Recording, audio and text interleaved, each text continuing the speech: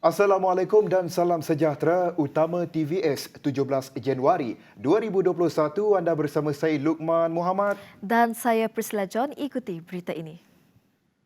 Sepanjang pelaksanaan Perintah Kawalan Pergerakan Bersyarat PKPB di semua bahagian di Sarawak, bermula 18 hingga 31 Januari, kelab malam atau pub, taman tema, karaoke, rumah urut, spa dan refleksologi antara aktiviti hiburan yang tidak dibenarkan. Menurut Jawatan Kuasa Pengurusan Bencana Negeri JPBN Sarawak, aktiviti hiburan lain yang tidak dibenarkan adalah taman permainan tertutup dan panggung wayang.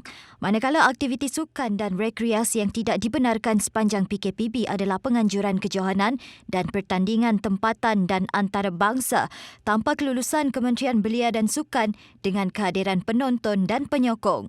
Sementara itu, farmasi dan kedai menjual ubat-ubatan di seluruh Sarawak kecuali di bahagian Sibu dibenarkan beroperasi dari pukul 6 pagi hingga 10 malam sepanjang pelaksanaan PKPB. Waktu operasi klinik dan hospital kerajaan serta swasta dibenarkan mengikut waktu ditetapkan kerajaan. Dalam pada itu, sejumlah 3,339 kes baharu COVID-19 dilaporkan di Malaysia dalam tempoh 24 jam yang lalu. Ketua Pengarah Kesihatan Tan Sri Dr. Noor Hisham Abdullah dalam satu kenyataan memaklumkan 3,324 kes merupakan penularan tempatan, manakala kes import pula sebanyak 15 kes. Dengan pertambahan kes baru itu, ia menjadikan sejumlah 37,782 kes aktif kini sedang mendapatkan rawatan. Selangor masih merekodkan kes baru tertinggi iaitu 1,314 kes, diikuti Sabah 393 kes dan Johor 362 kes.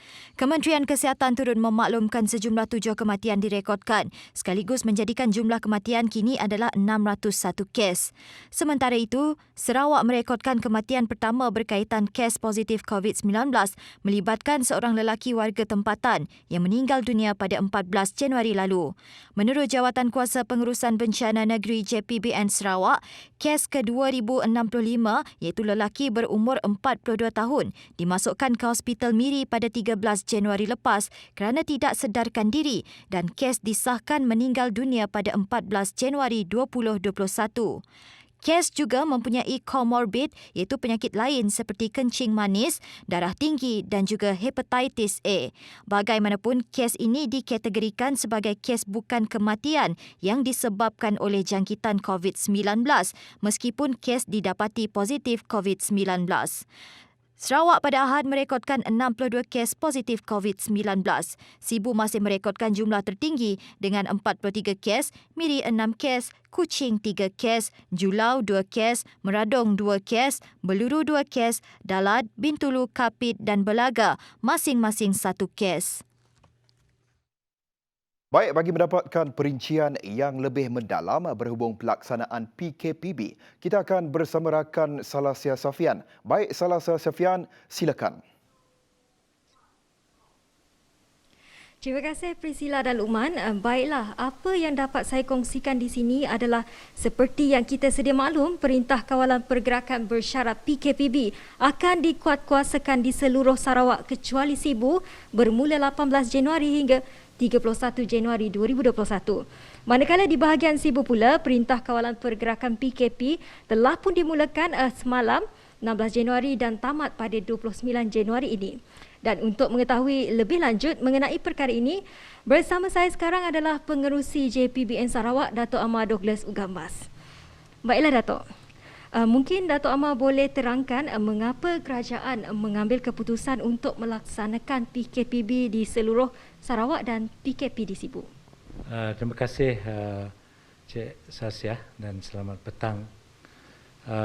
Kerajaan negeri Sarawak terpaksa mengambil tindakan yang drastik untuk mengawal merebaknya COVID-19 di negeri Sarawak. Sebelum 7 Januari, Sarawak adalah negeri contoh dari segi cara kita mengawal dan mengurangkan jumlah positif kes. Ianya selalu satu angka, kadang-kadang kosong. Tetapi mulai dari 7 Januari, pada 7 Januari Di negeri Sarawak kita ada 40 daerah, ada 38 adalah masih hijau. Dan Kapit waktu itu juga hijau. Tetapi mulai dari 7 Januari ianya berubah. Jadi sekarang hanya 20 daerah lagi tinggal hijau. Dan pada 14 bulan kita telah menyaksikan 3 angka 180. Dan waktu wave ini ianya melibatkan lebih 72 rumah panjang di negeri Sarawak. Dalam 3 phase yang dulu tidak ada rumah panjang pun terlibat. Jadi oleh kerana angka bertambah dan merebak dengan luas seluruh negeri Sarawak, maka kerajaan memutuskan bahawa kita melaksanakan perintah kawalan pergerakan di Sibu dan perintah kawalan pergerakan bersyarat di seluruh negeri Sarawak mulai dari 18 hari bulan Januari ini. Matlamat utama kita adalah untuk mengawal pergerakan masyarakat dalam bahagian-bahagian ini. Jadi kita memutuskan bahawa Sarawak dibagi ke kita ke beberapa zon. Zon pertama adalah untuk bahagian Kuching, bahagian Semarahan dan bahagian Serian sebagai satu zon. Bahagian Seriaman, zon kedua. Zon ketiga adalah bahagian Serikay dengan Betong. Zon keempat adalah Sibu. Zon kelima Kapit. Zon keenam Mukah. Zon ketujuh Bentulu. Zon ke-8 Miri. Zon ke-9 Limbang. Jadi rakyat dalam sesuatu zon itu tidak boleh berpindah, tidak boleh bergerak kepada zon-zon yang lain melainkan mendapat kebenaran dari PDRM. Di dalam satu zon, misalnya zon bahagian Kuching, Semarahan dan Serian, mereka boleh bergerak dari daerah Kuching ke daerah Serian, ke Kota Semarahan, Kasarjaya tanpa mendapat kelulusan dari PDRM. Jadi ianya akan berkuasa, kita minta rakyat semua bekerjasama.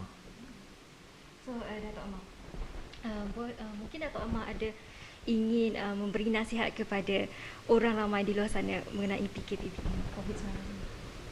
Kita dah melalui keadaan COVID ini hampir lebih setahun.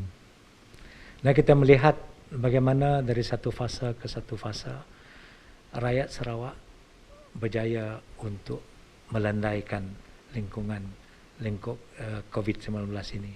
How we flatten the chain. Bagaimana kita dapat bekerjasama. Jadi sekali lagi saya merayu kepada semua sama-sama memerhatikan SOP yang dikenakan dan bekerjasama. Dan kalau kita dapat bekerjasama, saya yakin kita berjaya akan melandaikan the chain of COVID-19 ini. Terima kasih Dato' Amar kerana sudi untuk meluangkan masa bersama kami di TVS. Baiklah, itu sahaja laporan daripada saya, Salasa Safian bersama jurukamera Faitullah Murni dari Kuching, Sarawak untuk TVS. Terima kasih Salasa Safian dan juga Timbalan Ketua Menteri Sarawak, Dato' Ahmad Douglas Sugahmas. Sementara itu, ketika melakukan pemeriksaan mengejut di Pasar Komuniti Stutong dan Pasar Kota Sentosa tengah hari Ahad, Douglas ternyata berpuas hati dengan tahap pematuhan prosedur operasi standard SOP memerangi pandemik COVID-19 dalam kalangan penduduk. Uga yang juga pengerusi Jawatan Kuasa Pengurusan Bencana Negeri JPBN Sarawak amat menghargai usaha-usaha setiap pihak dan berharap semua pasar komuniti dan pusat beli belah yang lain di negeri ini mempunyai tahap pematuhan SOP sama. Beliau turut memuji dan berterima kasih kepada pegawai-pegawai penguat kuasa pihak berkuasa tempatan yang telah melaksanakan tugas mereka memastikan orang ramai mematuhi setiap SOP dikuat kuasakan. Polis Sarawak mengingatkan orang ramai yang mempunyai keperluan untuk merentas zon untuk mendapatkan permit sepanjang tempoh perintah kawalan pergerakan bersyarat PKPB. Menurut Pesuruhjaya Polis Sarawak Dato' Aidi Ismail, pergerakan antara zon adalah tidak dibenarkan kecuali perkhidmatan penting dan mereka yang mendapat kelulusan permit polis. Bagi pergerakan di dalam zon masing-masing, ia adalah dibenarkan kecuali pergerakan ke kawasan PKP. Kawasan PKPB yang terlibat adalah zon Kuching yang melibatkan bahagian Kuching, Semerahan dan Serian. Zon Seri Aman melibatkan bahagian Seri Aman, zon Sarike melibatkan bahagian Sarike dan Betong, zon Mukah melibatkan bahagian Mukah, zon Kapit, bahagian Kapit, zon Bintulu, bahagian Bintulu, zon Miri, bahagian Miri dan zon Limbang, bahagian Limbang. Kita bertemu kembali. Terima kasih kerana masih lagi setia bersama kami di TVS. Baiklah, kita ke perkembangan seterusnya. Situasi banjir di Sarawak semakin pulih dengan jumlah mangsa menurun kepada 679 orang setakat jam 4 petang. Jawatankuasa Pengurusan Bencana Negeri JPBN Sarawak dalam kenyataannya berkata 6 pusat pemindahan sementara PPS masih dibuka di bahagian Kuching dan Serian. Di Kuching, 1 PPS masih dibuka melibatkan 24 keluarga dengan jumlah mangsa seramai 113 orang. Manakala di Serian, 5 PPS masih dibuka melibatkan 165 keluarga dengan jumlah mangsa seramai 566 orang. Dalam pada itu, PPS yang masih dibuka di Kuching adalah Dewan Masyarakat Haji Kamarudin Segedup.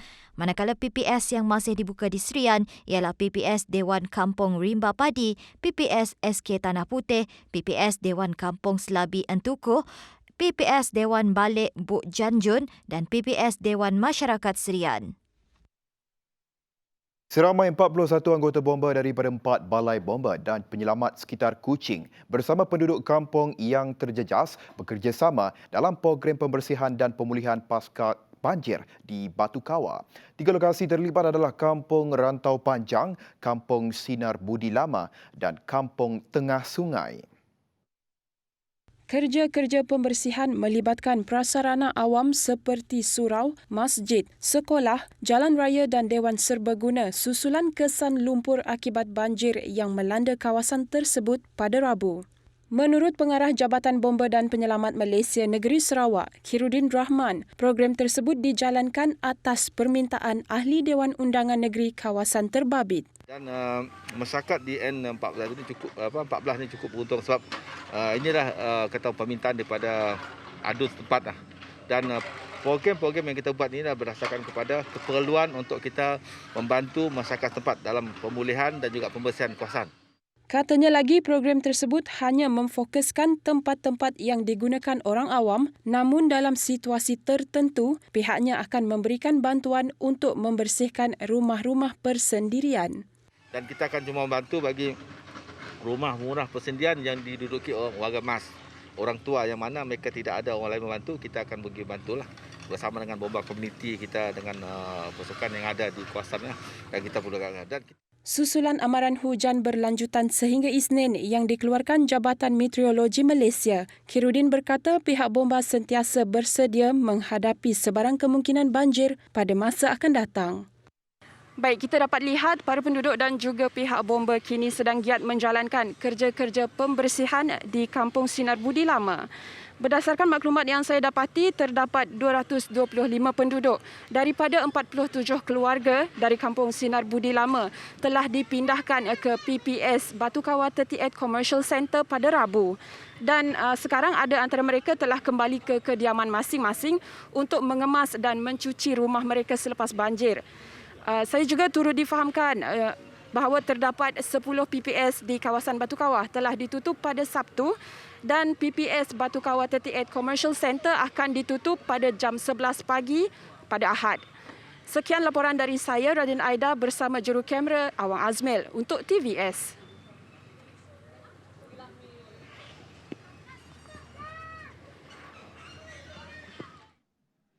Sementara itu, pengalaman menghadapi banjir pada tahun-tahun sebelum ini dan sekarang adalah amat berbeza. Lebih-lebih lagi dari segi bantuan dan kemudahan yang diterima.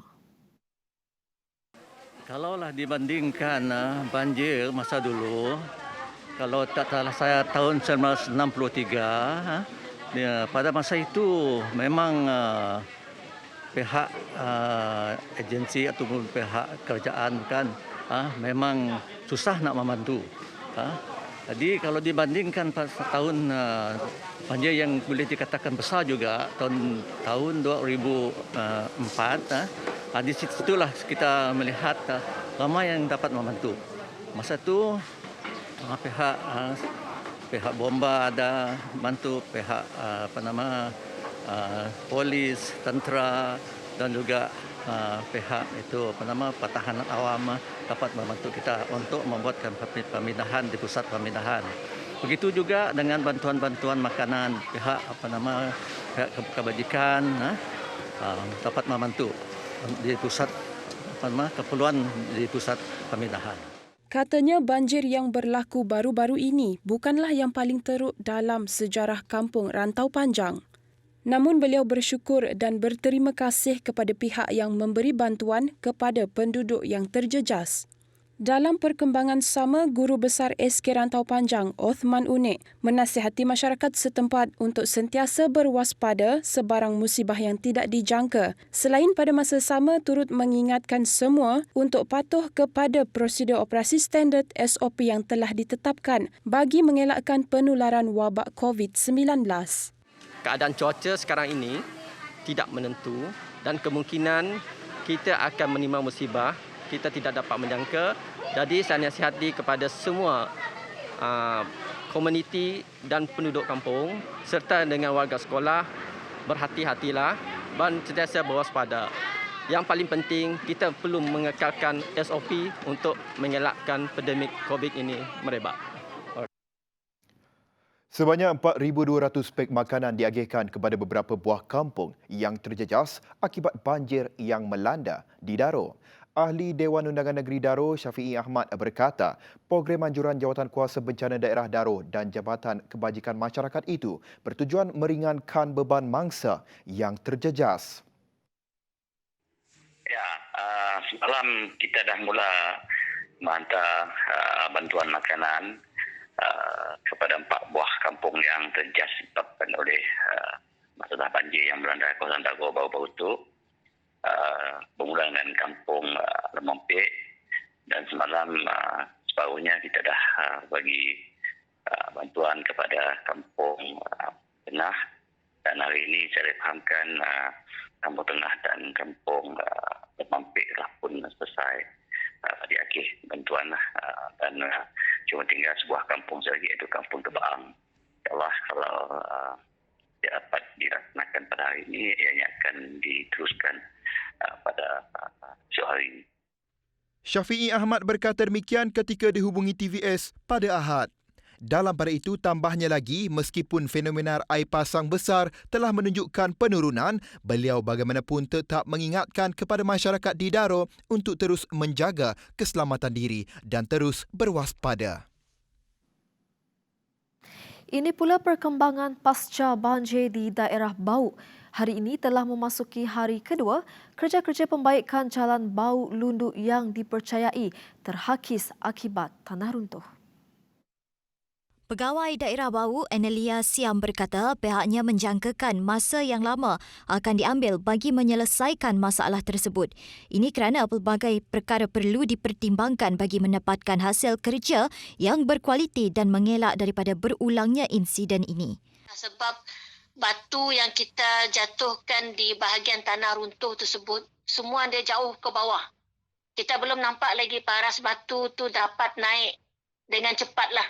Sebab kita apabila kita membuat longgokan batu untuk mengurangkan struktur tanah yang sekarang ini sangat tidak stabil. Jadi paras batu tersebut tak sampai 50% lagi untuk menyamai paras jalan yang ada kini. Beliau mengakui kesesakan lalu lintas cenderung untuk berlaku berpunca daripada kerja-kerja pembaikan yang sedang berlangsung.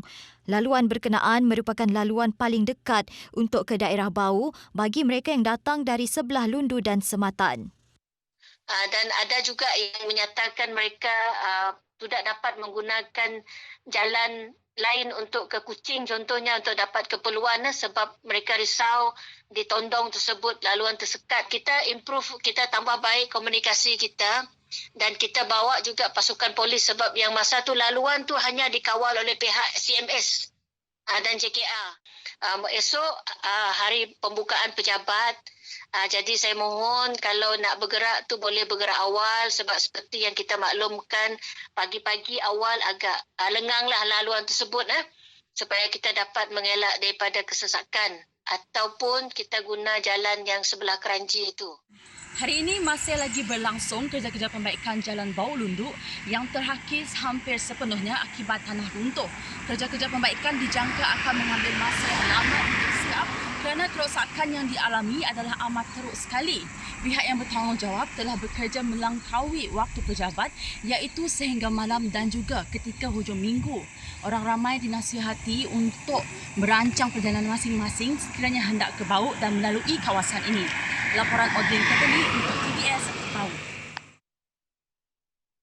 Sudah jatuh ditimpa tangga, itu peribahasa yang sesuai untuk menggambarkan situasi yang menimpa salah seorang mangsa banjir di Kampung Bintawa, Kuching. Kediaman Rajani Borhan yang didiami lebih 30 tahun itu ranap, lebih-lebih lagi di bahagian dapur akibat hakisan banjir. Kejadian itu menyebabkan tiang di bahagian dapur rumah runtuh sekaligus menyebabkan lantai menjadi tidak rata. Katanya lagi kemungkinan besar berlakunya retakan rumah ini kerana struktur tanah yang lembut dan akibat banjir yang berlaku 4 hari yang lepas. Keadaan rumah yang telah roboh akibat banjir 4 hari lepas. Sejak bila yang boleh rubuh macam tu? Nya roboh macam tu start hari Maret dah. Nya start roboh. So tunjuk macam ni yang mula retak ke? Nya mula retak, lepas retak nya tunjuk kecondongan rumah. Lepas ya dalam pukul sebelum tengah hari tadi nya terus roboh. Adakah yang boleh jadi macam tu disebabkan struktur tanah?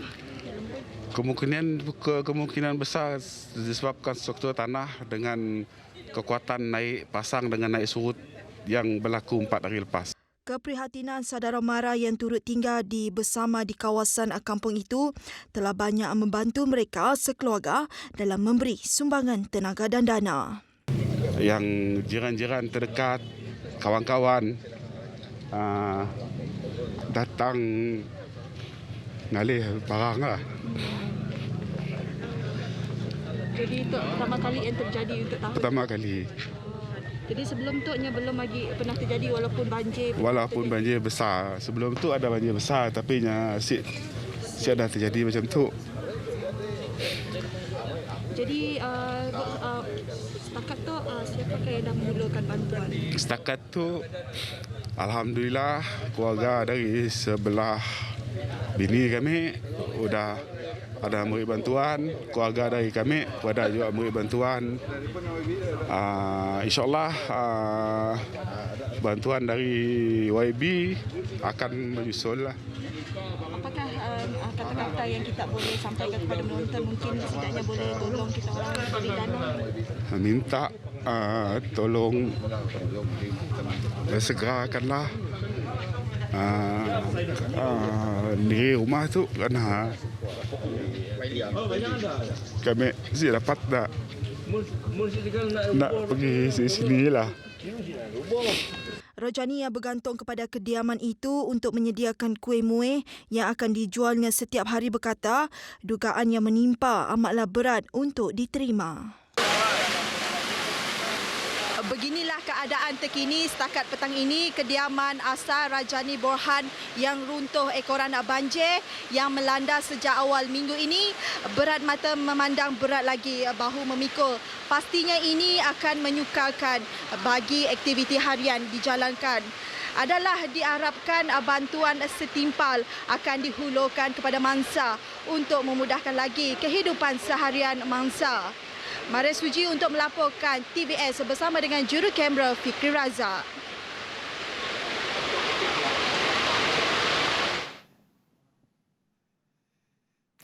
Walaupun tiada sesi secara bersemuka, keterujaan untuk memulakan sesi persekolahan tetap ada. Lebih-lebih lagi para ibu bapa yang kelihatan sudah bersedia menyediakan segala kelengkapan dan keperluan persekolahan anak mereka. Wartawan Akmal Saleh ada butirannya. Ia sedikit sebanyak untuk memastikan emosi para pelajar untuk kembali bersekolah dalam situasi norma baru kekal stabil, walaupun sebenarnya agak sukar untuk menyesuaikan diri dalam keadaan ini. Bagi Normah Mustafa, kelengkapan utama itu perlu seperti pakaian, kasut maupun alat tulis kerana ia merupakan persediaan awal supaya anak-anak dapat ke sekolah pada bila-bila masa sahaja. Ajaklah biar sekolah bersuasana beli bajunya. Ke standby biar sekolah lah. Macam buka sekolah. Kita dah nak atau orang nak turun ajak biar sekolah aja dah standby. Awal lah beli. Sihalah bila-bilanya atau orang bila masuk sekolah kita standby ajaklah. Atau orang untuk budak sekolah. Sementara itu, jika dilihat dari sudut perniagaan, pandemik COVID-19 nyata memberi kesan kepada perniagaan mereka kerana situasinya agak berbeza jika dibandingkan pada tahun-tahun sebelumnya. Kata Nur Kamarina, jumlah pelanggan mulai berkurangan ekoran rasa gusar terhadap jangkitan COVID-19.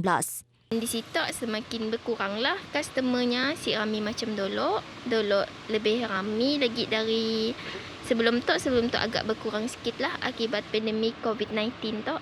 Bagaimanapun katanya, premisnya tetap sentiasa dibuka kepada pelanggan tanpa mengabaikan pematuhan prosedur operasi standard SOP. So far, Alhamdulillah, semua customer mematuhi syarat SOP. Di kedai kami orang pun menyediakan cek suhu dan scan. Bagi yang sedia My Sejahtera ya, kami orang sarankan untuk tulis nama lah. Dan bagi yang meletakkan mask di dagu, kami orang suruh letak di atas baru boleh masuk. Pada Sabtu, Kementerian Pendidikan Malaysia KPM telah memaklumkan sesi persekolahan secara bersemuka yang dijadualkan bermula 20 Januari di seluruh negara ditangguhkan berikutan keadaan semasa jangkitan COVID-19.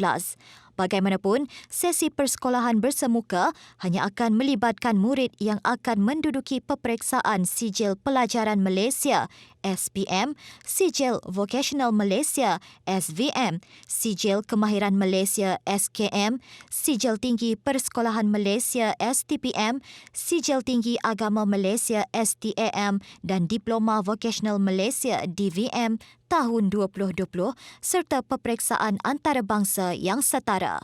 Manakala bagi pelajar yang tidak terlibat menerusi sesi persekolahan secara terbuka, mereka masih lagi boleh mengikuti sesi proses pengajaran dan pembelajaran di rumah PDPR. Biarpun Perintah Kawalan Pergerakan bersyarat dilaksanakan di seluruh Sarawak, namun keadaan masih lagi terkawal terutama di lebuh India ini dan rata-rata pengunjung juga masih lagi mematuhi prosedur operasi standard SOP yang telah ditetapkan.